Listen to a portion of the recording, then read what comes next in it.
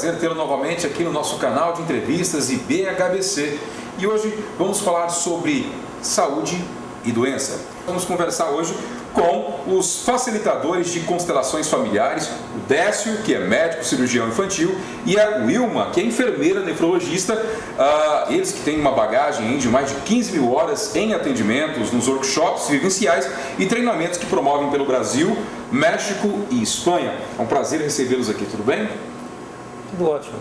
Pelo que vocês disseram então, as doenças, de uma certa forma, estão interligadas com alguma coisa que aconteceu no passado dessa família. Bom, a resposta seria sim e não. De certa maneira, muitas doenças sim estão conectadas com contextos anteriores. Passam de uma geração para outra questões que, quando não resolvidas, terminam produzindo comportamentos que nos adoecem. Mas também existem processos de adoecimento que acontecem devido a ações que nós fazemos na nossa própria biografia e que seguramente tem um efeito bastante concreto, especialmente quando o cliente faz algo que ele sente que precisa expiar ou punir-se por tê-lo feito. Então, às vezes nós observamos isso quando nós fazemos uma ação que é lesiva para uma pessoa querida. Por exemplo, quando filhos percebem que fizeram uma coisa que prejudicaram os pais, ou pais fazem coisas que sentem que prejudicaram os filhos. Então, muitas vezes existe uma propensão de depois fazer uma coisa ruim para si mesmo, como uma forma de compensação. O terrível disso é que quando nós representamos isso numa constelação, podemos perceber que a pessoa que essa outra visa equilibrar ou compensar não se sente bem com essa compensação. Por exemplo, se eu fizesse uma coisa que a machucasse muito e depois quisesse compensar isso fazendo uma coisa ruim para mim, isso não a deixaria melhor. E então aí pode-se buscar uma maneira de pôr isso em ordem de uma nova forma. Uma maneira bonita que nós descrevemos isso, e isso está muitas vezes no nosso material impresso, é que nós dizemos que o mesmo amor que adoece cura. E ele cura como? Ele cura quando nós podemos perceber que não apenas existe um amor que vai daqui para lá, ou seja, de mim para o outro, mas quando nós conseguimos perceber e ver o amor que vem do outro para mim, e que muitas vezes não está claro, ou nós não conseguimos enxergar. Quando esse amor de dupla via vem à luz, então muitas vezes o processo de cura começa e continua. Vocês falaram aí até agora sobre patologias, sobre doenças. E a saúde? Onde que a saúde entra nessa sistemática? Como é que essa constelação pode agir na saúde? Na verdade, é melhor falar de saúde do que de doença, tem razão. Bom, só que a saúde exige mais do que as doenças. Porém, ela exige uma coisa muito simples. Eu resumo isso numa pergunta recentemente, né, que me veio assim, muito simples, que eu uso para mim mesma. E a pergunta é: eu estou cuidando bem da filha da minha mãe? Então aí eu tenho todas as ferramentas para me alegrar com a vida, para ser grata e para estar cheio daquilo que me faz manter aqui agora. Ou seja, a responsabilidade que eu tenho de deixar aquilo que foi como foi antes, não importa como foi, eu estou aqui agora. E aqui agora eu posso fazer algo melhor para frente. E se eu estou saudável, eu posso fazer mais. Então, na verdade, essa pergunta que eu fiz para mim mesma, e hoje a gente costuma fazer isso com os nossos alunos, os clientes que vêm até a gente. Eu estou cuidando bem da filha da minha mãe? Isso dá uma dica, assim, a gente fica mais atento ao tanto que a gente come, ao jeito de sentar, na prática, assim, que o legal é as coisas que resolve no dia a dia, nada teórico, mas bem aplicado no dia a dia, né? Então a gente tem um pouquinho mais de cuidado e ser mais amoroso conosco mesmo. Amor próprio, né? Ou seja, olhar para nós com o olhar da nossa mãe. Isso é um caminho para a saúde. É o que a gente tem experimentado um pouco disso no dia a dia. Talvez ele também tenha algo a acrescentar. uma coisa bonita que o Humberto nos mostrou desde o começo nesse trabalho, volto a dizer, é esse amor que cura. Ele nos deu um exemplo há muitos anos que eu vou repetir aqui. Essa tem sido uma imagem que tem ajudado a mim e também aos clientes e aos alunos a encontrar muitas soluções. Essa imagem nos mostra que muitas vezes nós nos sacrificamos pelos outros com a ideia de que esse sacrifício vai resultar em uma coisa positiva, quando na verdade ele apenas subtrai algo sem acrescentar nada. E ele vem porque muitas vezes nós imaginamos que podemos assumir por outra pessoa algo que somente essa pessoa pode assumir. Por exemplo, seu destino, ou uma culpa, ou algo inerente a ela mesma. Humberto deu o seguinte exemplo. Imaginemos uma criança com 5 anos, mais ou menos, do lado de uma mamãe que está seriamente doente e que ambas saibam que vai morrer. Então a mãe sabe que vai morrer, a criança também sabe que a mãe vai morrer. Ora, o que a criança deseja numa situação assim? O que qualquer criança deseja? Ela deseja que a mãe fique bem. Ela quer salvar a mãe, podemos dizer assim. Esse movimento, então, se mostra dentro da alma da criança, dentro do seu sentimento de amor mais profundo, como uma tentativa de movimentar-se também junto com a mãe ou no lugar da mãe. Como se a criança dissesse: querida mãe, eu vejo que você vai morrer, mas fique tranquila, assim que você for, eu sigo você para a morte. Ou, querida mamãe, eu vejo que você está morrendo, mas eu vou fazer um trato com Deus, então eu vou no teu lugar e você pode ficar. Essa é a natureza do amor instintivo das crianças. E quantos de nós já não dissemos alguma coisa similar quando nos defrontamos com uma pessoa querida numa situação de doença ou limite? E nós dissemos: quem dera eu pudesse assumir no lugar do meu pai, do meu filho, da minha mãe, da minha mulher, do meu tio, essa doença ou esse infortúnio, esse mal-estar, o que seja. Então, esse amor, Humberto chamou esse amor de amor cego. E eu vou explicar por que ele chamou de amor cego. Porque ao fazer isso, a criança está consciente do amor da mãe por ela.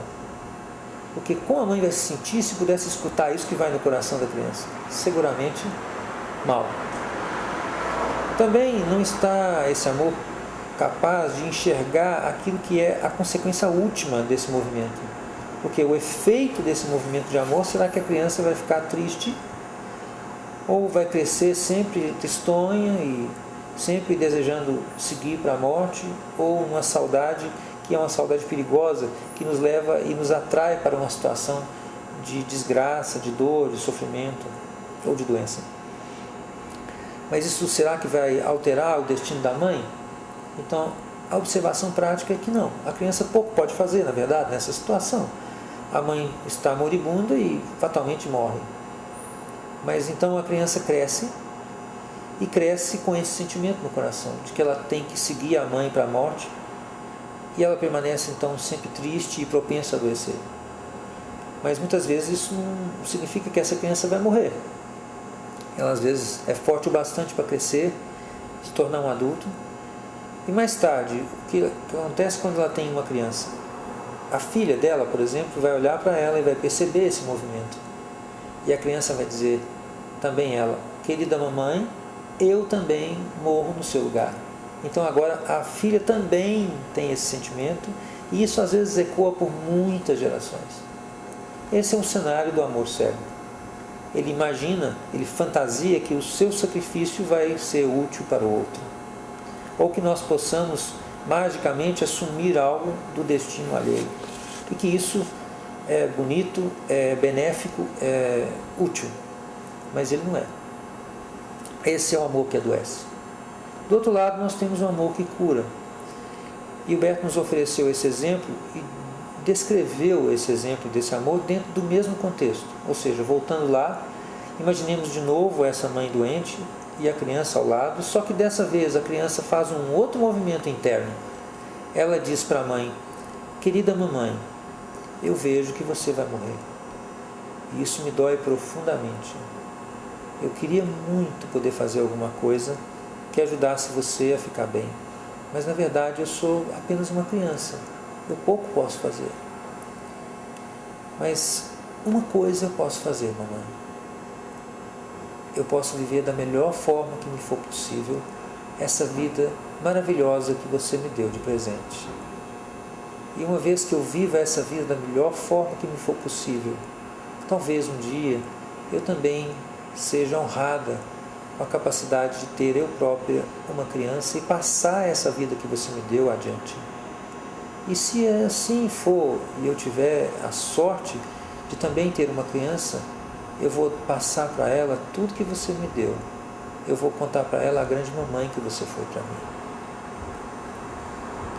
E um dia, quando chegar a minha hora certa, aí eu morro também. Então, se a criança diz isso, como se sente a mãe? Seguramente a mãe agora se sente bem, tranquila. E a criança também está bem. E como virá a se sentir a neta quando ela vier? Também bem. Esse é o amor que cura. Ele está atento ao fluxo de amor que vai daqui para lá, mas também ao amor que vem da mãe de volta. Esse amor põe as coisas de novo em ordem. É esse tipo de amor que alcança a solução e permite a saúde. Isso responde àquela pergunta que você fez, né? Como você está cuidando do filho da sua mãe, da filha da sua mãe? Ele respondeu agora. E eu faço uma outra pergunta. E aquele filho que não tem mãe, que não conheceu o amor materno? Como é que fica a situação desse indivíduo na procura desse amor de mãe? De como é que eu estou me cuidando? Como eu estou cuidando do filho da minha mãe se ele não teve uma mãe? Ele pode, por exemplo, chegar em frente ao espelho, porque metade dele é a mamãe. Metade de cada célulazinha dele é a mamãe, porque a outra é o papai, claro. Então, na verdade, mesmo que eu não tenha nunca visto, olhado para minha mãe, ou que eu não lembre, foi no ventre dela que eu fui gerada ou que eu fui gerado. Então, sim, eu não só conheço, como eu já tive um contato profundo, ou seja, se o coração dela parasse, o meu pararia. Eu me nutria daquilo que vinha do sangue dela para mim. Então eu tenho a minha mãe inteiramente em mim. Claro, mesmo que eu não tenha sido gerada no meu pai, porque não é assim, eu tenho também metade dele em mim, porque um óvulo não faz uma pessoa. Então, na verdade, mesmo que a gente nunca tenha estado com os pais, existe aí um sentimento de saudade, de vontade de estar junto, mas no profundo, isso não bate com a realidade, porque os pais sempre vão estar em nós, sempre. Enquanto o meu coração bater, a vida deles pulsa em mim, dos dois.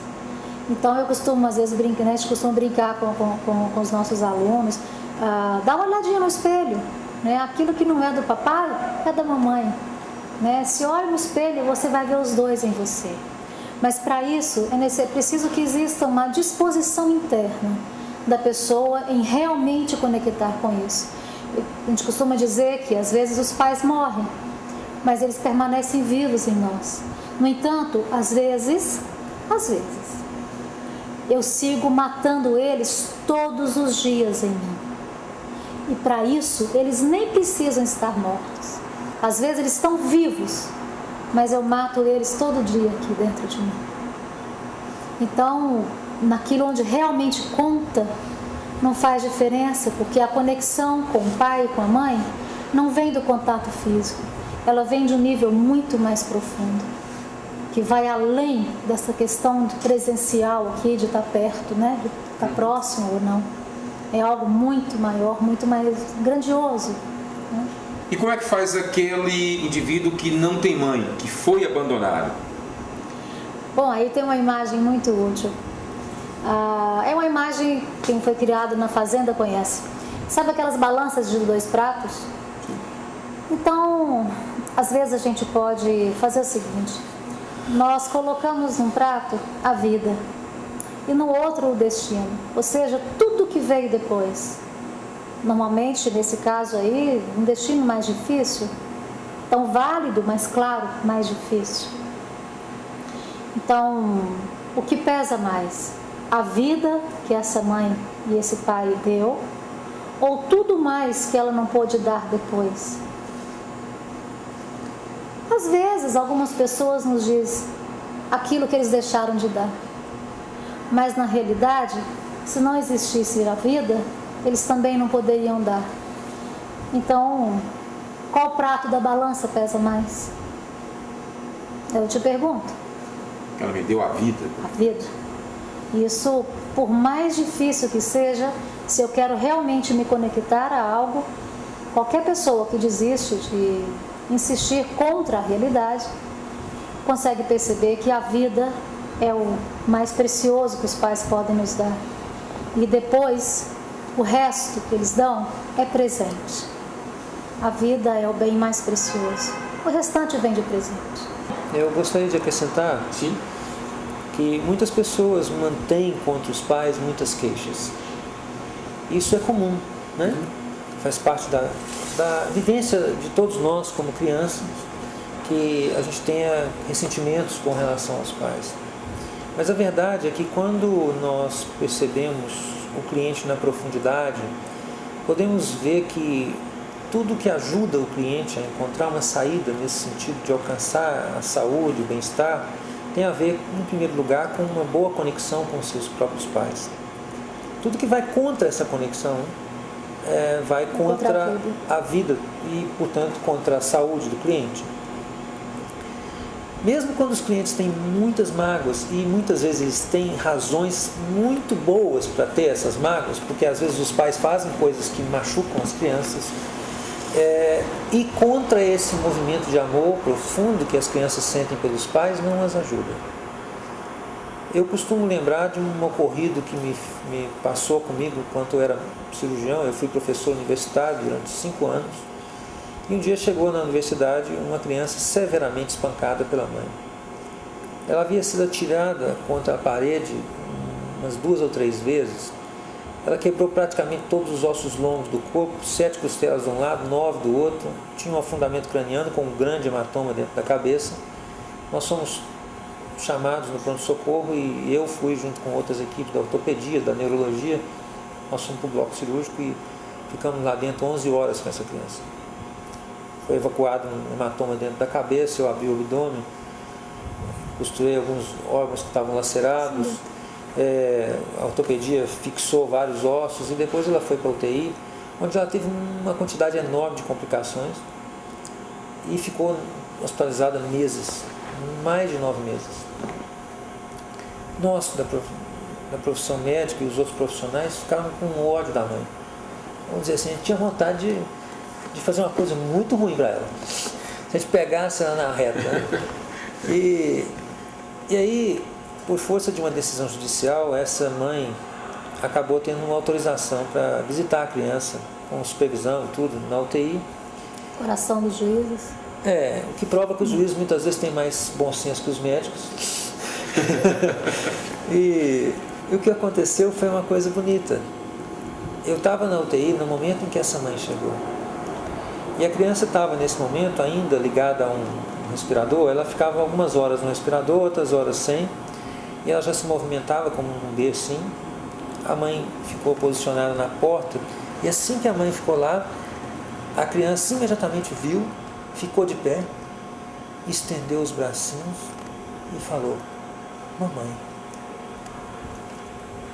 Essa imagem ficou guardada no meu coração como o reflexo do verdadeiro amor que está presente dentro de cada criança por seus pais. O que significa que dentro do coração de todos nós esse amor está presente. Mesmo que existam mágoas e feridas profundas, por baixo de tudo isso, esse amor está presente. Aquela criança que havia sido severamente machucada ainda era capaz de expressar esse amor de uma maneira muito clara.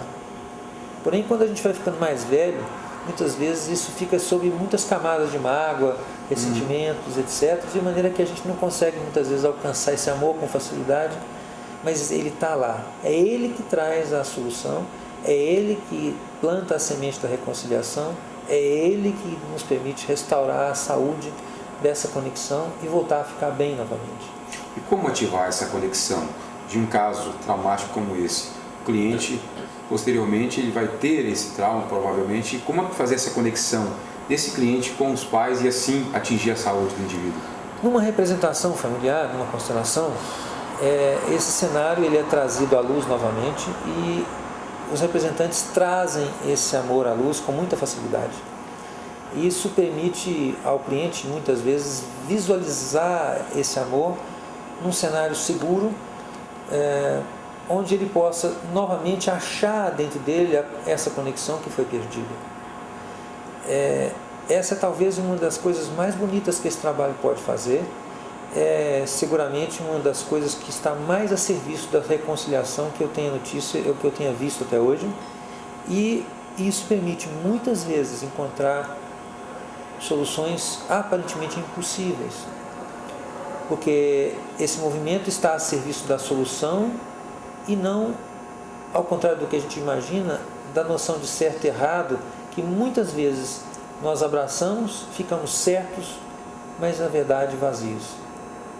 Então aí esse é um movimento que permite essa reconciliação e essa conexão, porque ao fazer a representação o cliente vê de fora, então ele tem uma perspectiva especial, vamos dizer assim, não envolvida, e isso muitas vezes o ajuda a encontrar dentro dele esse fio da meada que permite a solução.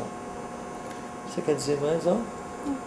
Bom, queria demais então agradecer a participação de vocês mais uma vez, e a você, obrigado pela audiência. Nós voltamos numa próxima oportunidade aqui no nosso canal de entrevistas. Tchau, tchau, até lá!